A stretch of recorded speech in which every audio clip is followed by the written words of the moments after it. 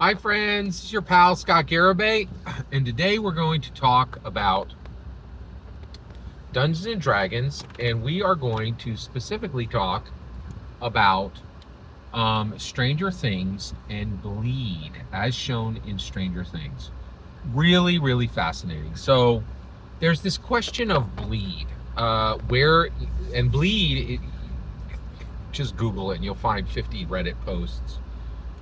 Bleed is when you go into Dungeons and Dragons, and you purposely mix your IRL world with your fantasy world that you've built in Dungeons and Dragons. And you are pouring yourself into your player character and pouring your player character back into yourself.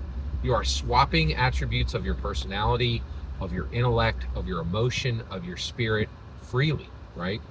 And this terrified mothers in 1980. They were terrified that people would mix reality and fantasy, right?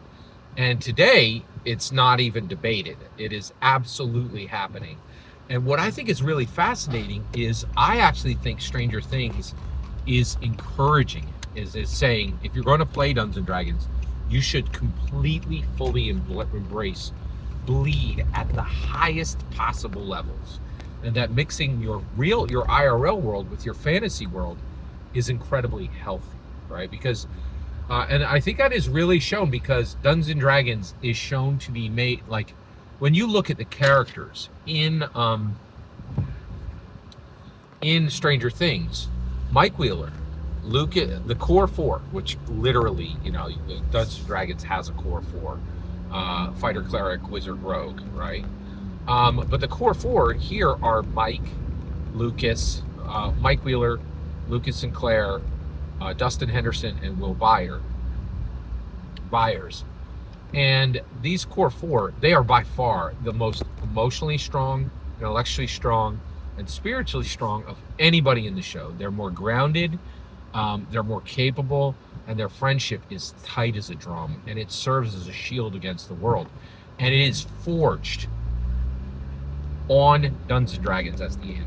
Like it, and this isn't debatable. Like, they say it. They're like, Dustin actually said, Dustin forces a reconciliation between Lucas and Mike early on, and he's like, our party, our friendship goes by the rules that we have forged in Dungeons and Dragons.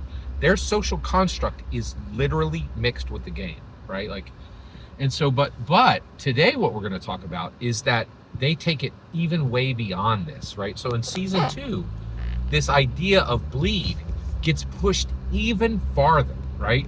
So Max comes in, right? And Mike Wheeler is dealing with Max, this new girl who's come into town. She's played by Sadie Sink.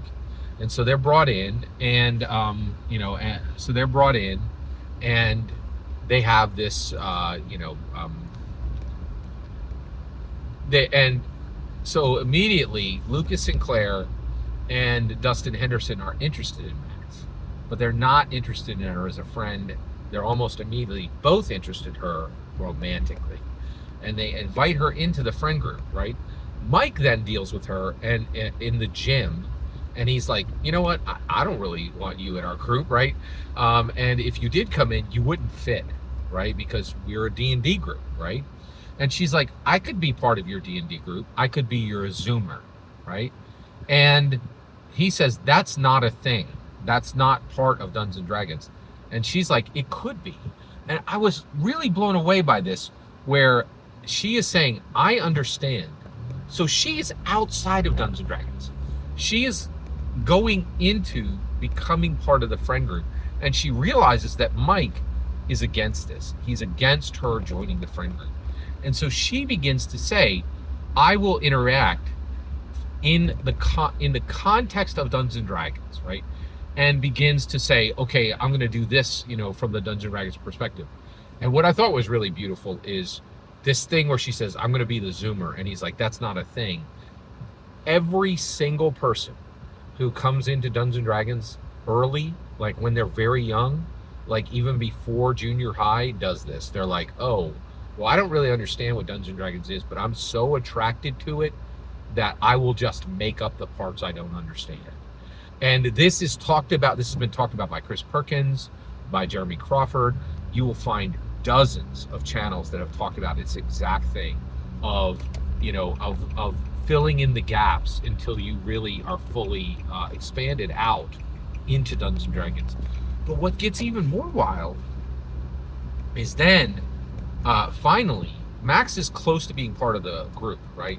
But she realizes that they're lying to her, and they are lying to her. They're lying to her about 11. And so Lucas is like, okay, listen, I'm gonna prove to you that he actually tells her everything. She doesn't even believe it, right? And he's like, I'm gonna prove to you that this is real.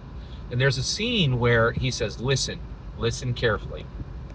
We're bringing you into the party, but our party has a lot of rules, and you're going to need to go by them, right? And so he's saying, even though you don't understand Dungeons and Dragons, we haven't invited you to Dungeons and Dragons, and there's a good possibility you will never sit at the table with us. You, external to Dungeons and Dragons, still are bound by the rules that we forged with Dungeons and Dragons.